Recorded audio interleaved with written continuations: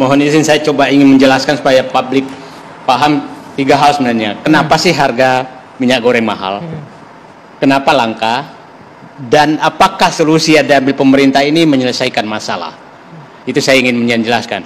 Kenapa harga minyak goreng langka? Karena memang harga CPO sekarang itu tertinggi di dunia, tertinggi sejak sepanjang sejarah. Itu sekitar $1.200 per ton. Biasanya normalnya 800, 700, 800 dolar per ton. Dan ditambah dengan kurs dolar paling tinggi yang ini 1.400, 14.500, sehingga harganya sangat mahal. Nah, kenapa ini? Dan ini saya yakin agak panjang mahal ini, karena penyebabnya kedelai di Amerika, kedelai di mana-mana negara lain itu mengalami kegagalan, sehingga penggantinya adalah minyak sawit. Yang kedua adalah harga minyak naik, biodiesel juga naik, sehingga permintaan CPO naik. Jadi ini agak panjang. Nah, kenapa langka? Langkanya begini sebenarnya. Publik paham bahwa produksi minyak goreng kita sebenarnya adalah 20 juta ton, pabrik kita. Jadi bukan langka sebenarnya karena barang tidak ada. Konsumsi kita hanya 5,7, 5,4, 5,7 juta ton setahun. Nah, berarti ada 14,3 juta ton yang diekspor minyak goreng. Ekspornya bukan minyak goreng, namanya olein. Kenapa perlu saya mengekspor minyak goreng? Karena kalau ekspor minyak goreng dia tidak kena pungutan ekspor. Kalau dia ekspor CPO maka dia kena pungutan ekspor. Nah, sehingga dia memproduksi minyak goreng. Nah, minyak olein. Nah, minyak goreng yang 5,4 juta ton ini adalah yang memang, nah, untuk menghitung harga minyak goreng sangat sederhana sebenarnya, supaya publik paham.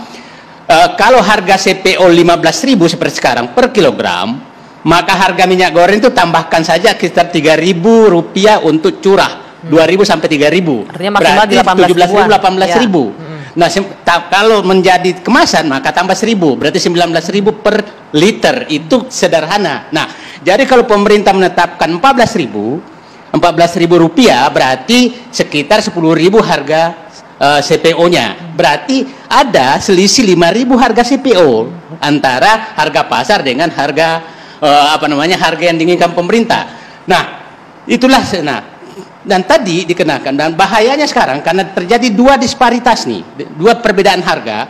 Harga DMO yang 10.000, ya Pak Edi ya, harga DMO 10.000, 9.300 dengan harga pasar yang 15.000. Nah, ini siapa yang menjaga? Siapa yang menjaga? Apakah karena kalau saya punya CPO dengan disparitas saya jual dong ke luar negeri. Ya, lebih menarik harganya. Ini kebijakan ini sangat berbahaya. Itulah saya bilang. Yang kedua, disparitas di pasar di minyak goreng. Di minyak goreng karena ada harga minyak goreng untuk industri yang tetap 18.000, ada yang 14.000. Terjadi disparitas dua hal sekaligus, yaitu CPO dan minyak goreng. Nah, harusnya bagaimana Pak Satido? Solusinya sebenarnya menurut saya kan disparitas ini itu harus. Jadi gini, menghadapi disparitas seperti ini, tadi Pak Dirjen menyatakan akan menggerakkan polisi. Saya nggak kebayang polisi menjaga minyak goreng seluruh Indonesia di pasar-pasar tradisional. Terus yang menjaga SIM siapa? Mungkin menjaga distribusinya kali Pak. Yang menjaga yang penimbun ini mungkin yang diawasi. Begini nanti. Sebenarnya, tapi ini kan minyak goreng ini sampai pasar tradisional loh. Jadi maksud saya begini,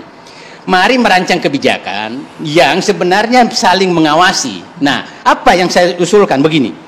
Sekarang tadi kan menghindari betul bentuk subsidi sehingga memakai DMO, ya kan? Ya. Nah, ini DMO ini menurut saya perlu dipertimbangkan karena ini menyebabkan disparitas. Disparitas perbedaan harga CPO. Nah, kalau terjadi disparitas pasti muncul pencuri.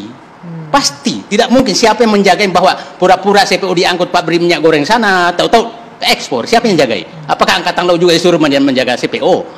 Kan? Nah, ini ribet sekali. Nah, dan Kementerian Perdagangan, mohon maaf aja, nggak punya tangan.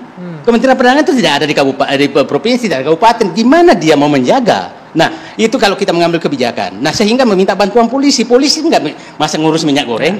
Nah, jadi solusinya sebenarnya begini menurut saya. Kurangi disparitas itu. Intinya kan kurangi disparitas supaya tidak terjadi upaya penyelundupan. Nah, caranya sederhana menurut saya. Begini.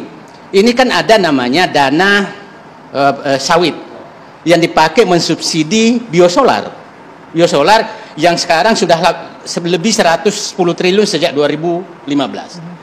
Nah, pasti masyarakat ini dong, masa orang yang pakai mobil disubsidi tanpa batas, minyak goreng tidak disubsidi, oke? Memakai mekanisme DMO. Kenapa sih nggak muncul ide dana subsidi untuk biosolar dialihkan sebagian untuk subsidi minyak goreng untuk rakyat kecil loh, bukan untuk yang punya mobil, karena biodiesel kan, biosolar ini kan untuk yang punya mobil. Nah, dan hanya orang-orang tertentu.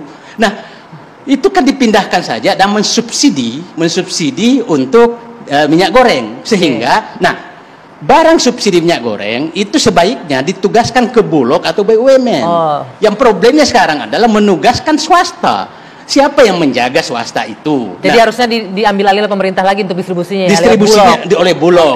Jadi Bulog yang mendistribusikan barang itu ke pasar tradisional. Tadi Pak Dirjen sudah menyatakan pasar modern agak aman, cuma kemampuannya hanya 25.000. Nah, oke lah, dari pasar modern untuk pasar tradisional berikan ke BUMN.